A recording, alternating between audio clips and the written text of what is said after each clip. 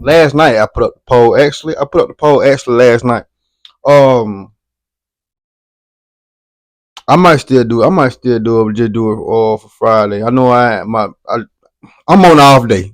I just decided I want to do a video right now. Shit, I'm off today. And other job, I'm off today on YouTube. See, feel me? So let's go ahead and get into it, man. How y'all day going? Give you a thumbs up, man. Y'all know how the monetization is right now. Let's go ahead and get into it, man. In Hammond, Indiana. Several local teenagers had gone missing, and now the police had narrowed it down to a suspect. Damn. But there was still just one major problem. They couldn't find any bodies, and they weren't really sure where to start looking. They go, what? They were pretty sure they were under the basement, but it would be tough to dig up the whole thing at random, so they brought in a cadaver dog. That's a puppy specially trained to find dead people. I'm sure dogs have nicer jobs, but he did it well. The dog they used was a giant pupper named Ammo, and his partner Dale Bach, a K9 unit detective. They were sent down into the creepy basement, and Ammo got to work. Dale explains what they did. So I put the dog into the basement, gave him his command to search, and he went to a corner of the house. He went to the far corner of the house and just stood there and barked. Ammo was trained to do some excited digging if he sniffed out anybody. But Dale, that's a real goddamn police dog. Ammo wouldn't do that. Instead, he just barked and barked and barked at the same spot. Still, his partner was pretty sure that the cops should dig right there, just in case. A week later, Ammo and Dale were called back to the creepy basement. The cops had begun to drill under the concrete floor in a couple of places, but they still hadn't found anything. They needed Ammo's powerful nose to solve the case. This time, Ammo did exactly what he'd been taught to do and began scratching and digging at the southwest corner of the basement. That's where one of the holes had been drilled, only the cops didn't film it like they were supposed to. As a professional, Ammo and his partner asked for a second take. Never work with children or animals, am I right? The investigators set up the video this time and sent Ammo back. But he went to another hole, so they had to dig up 2 areas that could contain human remains. Oh, shit. But that still wasn't enough. The cops had also called in a concrete expert who confirmed that a lot of concrete had been used there, like more than you'd expect. That was pretty suspicious. They were also using a forensic entomologist. That's someone who knows which bugs specifically like to hang around the deceased. These little buggers provide a helpful clue. You might be creeped out to hear that there were a lot of coffin flies in the spider webs. Gross. These experts had all figured out there was something worth investigating down there. After digging again, they sent Ammo back in for a 3rd try. When they found him so excited, he nearly disappeared into the hole. Once they pulled him out, the pathologist found something terrifying. A human leg was buried down there, wrapped in a plastic bag. After that gruesome discovery, they began digging like crazy and found 2 bodies in that area. On the other side, was a 3rd body. Now, this one was super weird. Okay, so these people do this shit for a living. They know what they're doing. My God, it's weird people out in this world, man. Y'all may not never know. It could be your neighbor, it could be your folks, it could be your uncle. You never know, bro. People be doing weird shit. Not gonna lie to you. Like, it is crazy. On some goddamn John Wayne Gacy. It had been encased in blue lead paint before being wrapped in plastic, and finally, all that concrete. All sorts of awful stuff had been done to this body too. Trust me, you don't want me to get into it. No. But a pipe had been used in the worst way. Ultimately, 3 victims of a horrible crime were discovered. Their names were Nicholas James, 19, James Ragnall, 16, and Michael Dennis, 13. Yeah. The last victim was really young. But who was behind this awful discovery? Who could possibly do something so horrible? Well, like I said earlier, the cops already had someone in mind. The person who'd been renting that horror house was a man named David Edward Moss. And it was just the start of a dark investigation into a guy who would be known as Crazy Dave. What's even worse, what happened to those 3 teenagers could probably have been... That motherfucker look crazy. So first, here's a little background on David Edward Moss. He was born in Collinsville, Pennsylvania, way back in 1954. He had a pretty shocking childhood too. His father left the family when David was really young. He was a terrifying guy, so that was probably a good thing, or maybe not. David was left with just his brother and his mom, but she had her own major mental health issues. Unable to cope with him, she dumped him at a mental institution when he was just 9 years old, and almost never visited him again. To be fair, she was really in no state to look after anybody, but if David had been strange before, he got even more. And that's why I say too, I thank God so badly, because I look and I see like incidents like this where some people moms, you feel me, either drug addicts, you know what I'm saying, prostitutes, or just not even in their life and left with their daddy, or you got some that they ain't got their mama or their daddy in their life. They had to grow up with grandma, auntie, some shit. I thank God, my mom. You feel my mom was in the streets too. Like when me growing up, I ain't gonna lie. 1 through 10, I ain't put my mom. My mom working. My mom won't work now. But hey, she was about that too, though. I ain't gonna lie to you. I ain't gonna give you a dime. But you know what I'm saying, after she had my little brother, you know what I'm saying, she definitely, you know what I'm saying. But I thank God, bro, cause you see I see some of the people that ain't right with their mama, cool with their mama, nothing like that shit crazy, man. Messed up after being dumped. And then, when he was moved to a children's home at 13 years old, he experienced violations and even more trauma. When he became an adult a few years later, he was hired for a construction job with his uncle. This didn't last. Oh, damn. After he crashed the company truck, he was fired. Then he tried to go and live with his mom, who is now in Chicago, but she threatened him with a blade and made him leave. So, what do you do in 1971 when nobody wants you? Well, in David's case, he joined the U.S. Army. By 1972, he was an Army cook in Germany. It seemed he was doing really well in that job, and he even had a pretty decent service record and a very high bowling score. But those good times weren't going to last. Although things were going pretty good in the Army, and David Moss really liked it there was a dark monster lurking inside of him, just waiting to act. In 1974, he went through a military court marital after taking the life of 13-year-old boy James McAllister. The victim's mom, Christina Harding, is still haunted by David Moss's face when she saw him in that military courtroom. And of course, she was furious that he was only given 4 years of hard labor. David spent those years in Kansas and then got released into the real world. He just couldn't seem to keep out of trouble or stay in prison. In 1979, he attacked a housemate with a blade, but somehow he got away with it by pleading not guilty.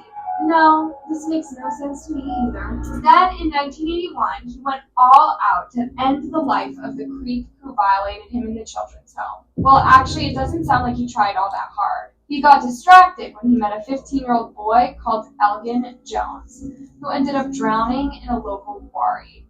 Yeah. Somehow, that didn't get him sent to prison either. That's crazy. The only thing he did that stuck was when he attacked a 14-year-old kid. That got him sent down for 5 years. While he was still in prison, the mysterious fate. It's like back in the day, they wanted that shit to happen. David was sent to Illinois for trial over the Jones case. And it's pretty scary that the warning notes on his file read, "Bad guy, Gacy type." You know, that notorious clown freak who they have on Netflix all the time? The authorities totally knew what he was capable of. The good news? He pled guilty for Elgin Jones and was supposed to serve a 35-year sentence, so it was all okay, right? Well, it's scary that David Moss had the self-knowledge to write this in his 2003 diary. When I got locked up in the Army, and then especially when I got locked up in 1981, I knew I should never be let out again. When an inmate says he doesn't run out, I hope that somebody listens. And another thing too, back in the day, bro, they had so many goddamn serial killers. John Wayne Gacy, 97. It was during that time because Jeffrey Dahmer. Well, no, it was what's her name first? Clown first. Gacy first. They had so many fucking serial killers back in the day. It's ridiculous. It probably people still out here doing serial killers. That's why so many people be going, kids and shit going missing. You know what I'm saying? It's crazy to me. Back in the day, man, I'm glad. I'm always grateful that I wasn't I wasn't born back in the day because man, there was so many motherfucking murders going on back in the day. And then you got people like at the judge and shit, they don't care about shit that like when it comes to ediphiles or you know what I'm saying, rape, argues, you know what I'm saying? I can't say it for, you know what I'm saying, YouTube purposes. But y'all get what I'm saying. They always get the less time more than somebody selling cocaine or something. That always been crazy to me. Or a person that's using go get more time for than the person that, you know what I'm saying, that hurt somebody. That always been crazy to me, bro. He even wrote a 5-page letter to the Illinois Department of Corrections, begging not to be released. Unfortunately, nobody listened to him. Why? Ammo found 3 bodies in that creepy basement in Hammond, Indiana. Although David Moss bounced around secure prisons and mental health institutions, he was freed just 17 years later. What? In 1999, he was released 12 years early because at the time, good behavior could cut a heavy sentence in half, even if they were someone as scary as David. Just to reassure you, that isn't the case anymore. Most serious offenders have to serve at least 85% of their sentence, but in this case, that change happened way too late. But what can make someone so dangerous? The answer to that is right at the beginning and really close to home. Now, mommy issues are cliche for a reason, not just in films like Psycho, in real life. An awful childhood can have awful consequences. Definitely. That was definitely the Definitely. case. I mentioned earlier that he had been in and out of institutions Michael, and that his mom wasn't able to look after him. Well, in court, David Moss' defense team presented a 66-page document explaining how he had become so dangerous. That basically meant that all the triggers for this mindset set David down a very dark path. His mother was described as disturbed, psychotic, functioning marginally, needy, and narcissistic. And these signs were there early on. His brother, Jeffrey Moss, had seen him brutally take the life of a little squirrel with a baseball bat. Damn. Just to see how it felt. I can't say that Later, David also attacked his brother twice, nearly killing him both times. This might have been exactly why he was sent away while he was so young. And this my motherfucking hair. He should get the death penalty. Well, this isn't a good look for you know, I've been need to retweet it. I don't be having time for that shit. And he even wanted that himself. That's sad and very scary. But for a while, it looked like the state would just take his life and put an end to his violence. In December 2005, David Moss escaped the death penalty by pleading guilty. He was handed 3 life sentences for what he'd done to the boys found in the basement. While victims' families were still deciding how to feel about this, they didn't have long to process it because it was even worse news. In 2006, the convicted killer used a twisted bedsheet to take his own life, right after being told he would go to a state prison. It took him 27 hours to finally pass away. Fucking coward! That after he'd done this, his mom said, "I never hated David. I'm so sorry he killed himself. It made me see that I loved David more than I ever knew." It's a shame that she only realized that way too late to do any good for David or his victims. Isn't it? He left a note behind where he confessed to everything and even apologized to the families of the boys. The only decent action that eventually came out. At least his weak ass had the art, you know what I'm saying, the courage to do that. Convinced authorities to make a register for his type of crime. In 2011, a new Indiana code stated that sex or violent offenders must register with local law enforcement authority to include a person convicted of murder. This register could have totally saved some lives if it had been enforced when David Moss was released that first time. But since 2006, all that the families of his victims could do was try to live their lives. Sad, and at least the monster is gone for good and can't hurt anybody else, which was kind of what he had wanted all along. Freaky, right? What do you think about this case? Did David Moss get off too? Yeah, he got off too motherfucking easy. He got off too goddamn easy, if you ask me. To commit suicide, knowing what you done did, and he was gonna be you know what I'm saying, dealt with, you know what I'm saying, in jail either way. He already knew. Once he hit state, his ass was grass. And you know, back in the day, 1970s and 80s and all that, I know jail was probably way different. But I can't even imagine how, bro. I ain't gonna say that, but I spent a couple days in jail, cause it ain't where you want to be unless you, hey, as a man personally, it ain't where you want to be.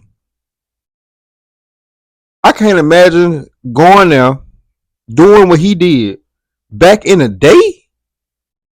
Back in the day? Oh my God! You know how many goddamn real niggas, real white men that'll beat your ass, don't matter what color you is. Hey, listen, bro. A race, you can be raised in jail is totally different. Like you can be racist in jail. You could, you know what I'm saying. You go with your whites or blacks, but if somebody like that, this motherfucker come in with all the shit he did, colored people, all type of colored people stick together. With that being said, man, see you when I see you. He got what he had coming to his ass. Fuck him, pissing hell. Let's ride, nigga.